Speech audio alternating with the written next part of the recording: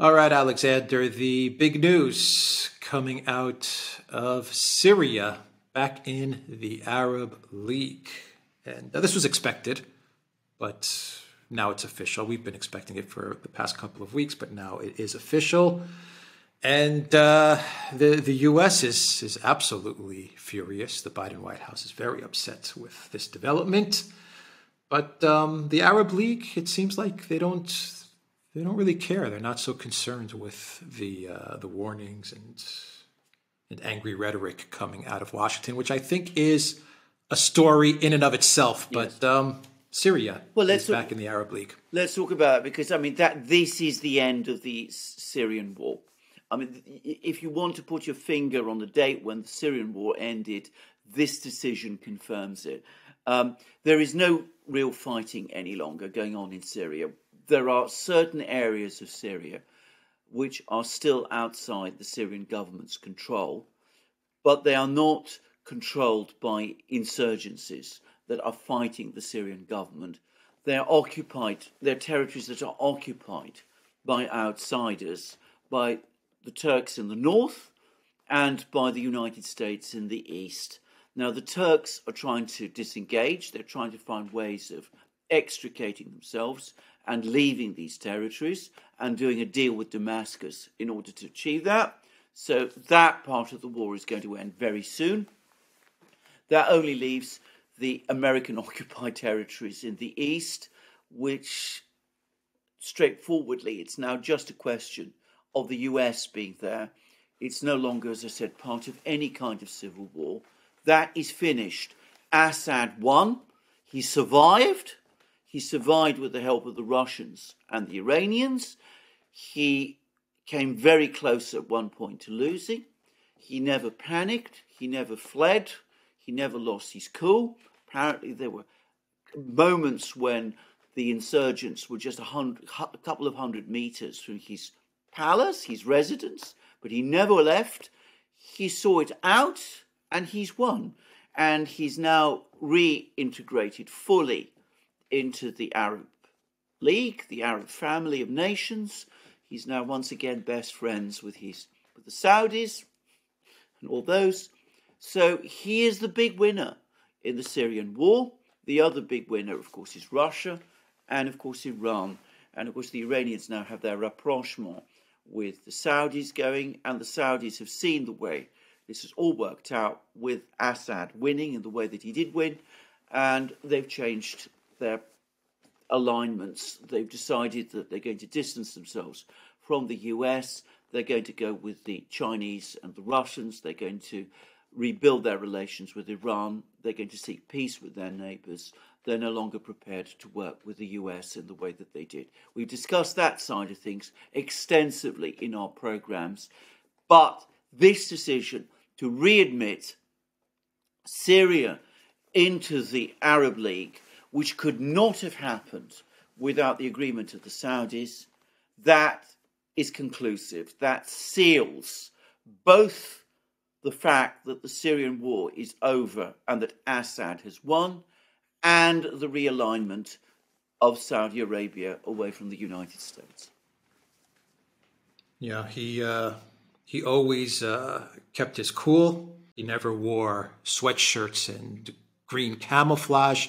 He would make public appearances with a suit and tie. There were no green screens. There were no big media productions.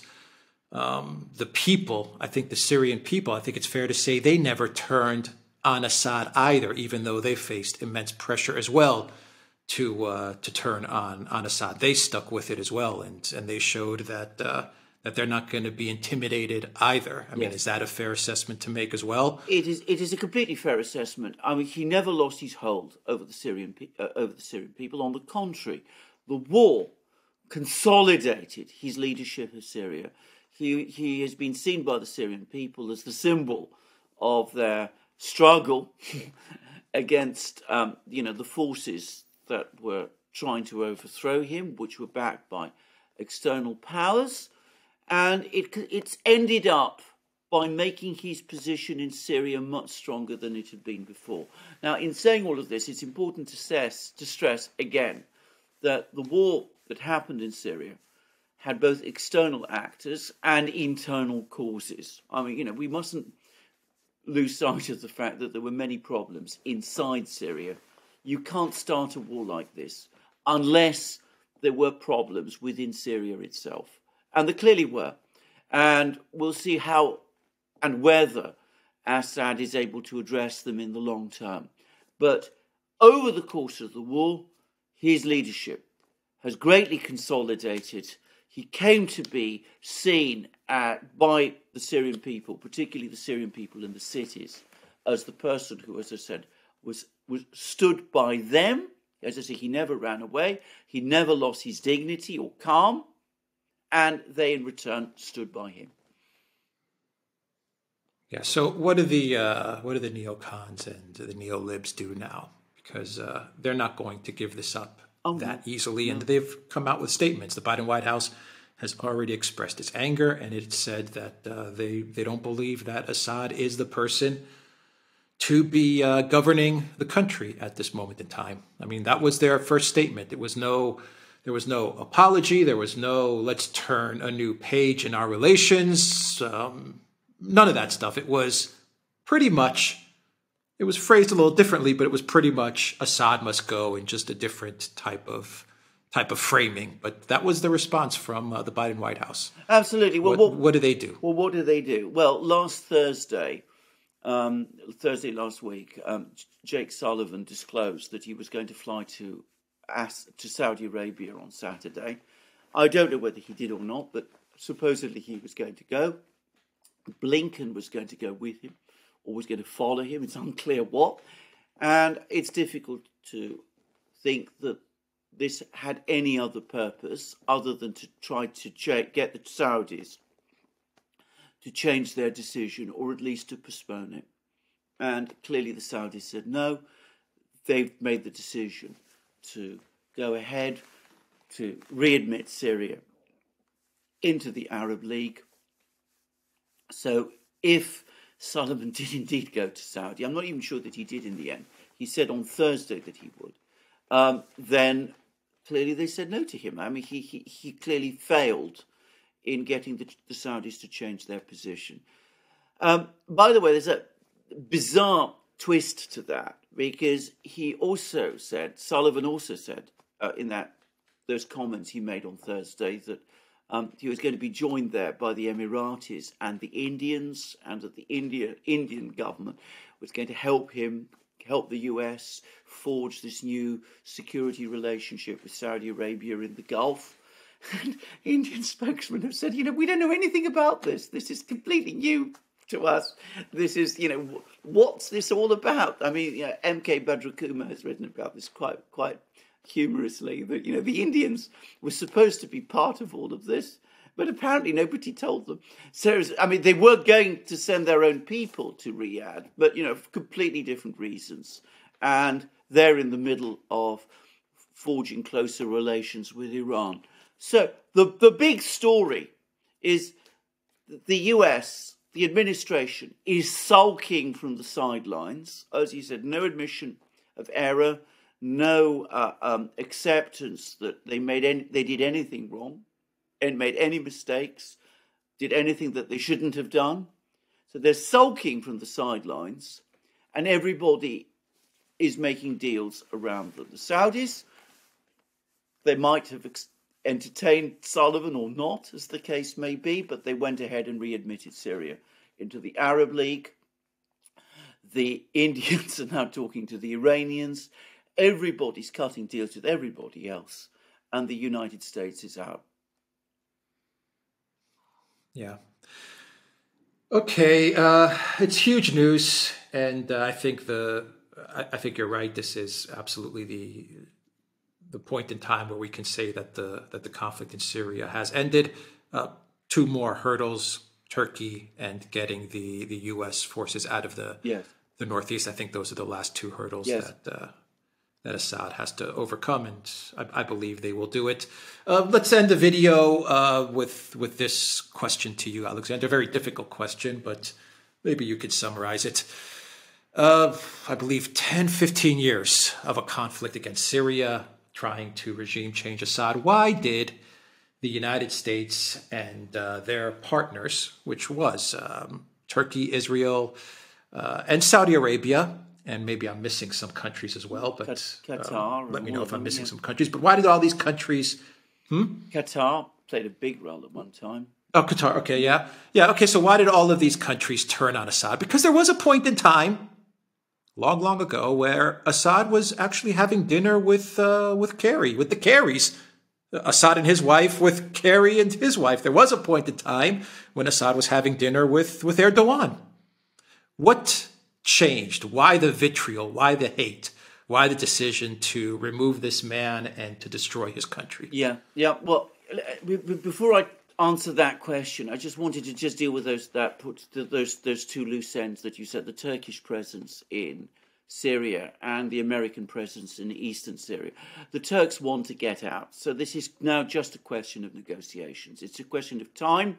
It's not even contingent on what happens in the Turkish elections, because whether it's Erdogan or the other or his opponents, there is now a consensus in Turkey that they must disengage from Syria. So this is only a question of time. As for the American presence in eastern Syria, the important point to understand now is that with Syria readmitted into the Arab League, Assad is able to say, not only am I the legitimate president of Syria, and you have no right to be occupying that territory, but he has the support of all the Arab countries, because what the US is doing is, in effect, they're occupying Arab land. So you're going to start to see pressure from the other Arab states on the US to get those US troops out of eastern Syria.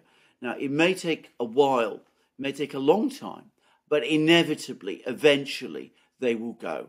So that's what I wanted to say. Why did the US turn on Syria? Why did they turn on Assad? There's a very, very simple answer to this, and that is because Syria and Assad were allied to Iran. And there was this enormous concern that after the fall of Saddam Hussein, after the collapse of his regime in Iraq, following the 2003 invasion, that left a political vacuum, that Iran had filled it, and because of its alliance with Syria, that meant that the Iranians were able to start projecting their influence across the Middle East, including into places like Lebanon. And there was a very difficult war, a border war between Israel and the Hezbollah movement in Lebanon in 2006, where Israel failed to make a breakthrough, largely because Hezbollah was getting armed support from Iran, which was passing through Syria, and that there was the feeling that if Assad wasn't prepared to end his alliance with Iran, then that alliance had to be broken by engineering this war in his country. So that was the ultimate cause. There were other reasons. There was oil. There was an issue of pipelines, building pipelines across Syria. That's not to be underestimated. It is extremely important as well. But ultimately, in my opinion, from a neocon point of view, it was the geopolitics. It was the idea that you restructure the Middle East, you break the power of, the Iraqi regime under Saddam Hussein. Well, they achieved that. Didn't turn out quite as they expected. Iran became too influential. You have to go after Iran, but you need to go after Syria first. So they went after Syria first, and it failed. Yeah. Okay, we will end it there. TheDuran.locals.com. We are on Rumble, ODYSEE, BitChute, and Telegram. And go to the Duran shop, 10% off. Use the code. Good day. Take care.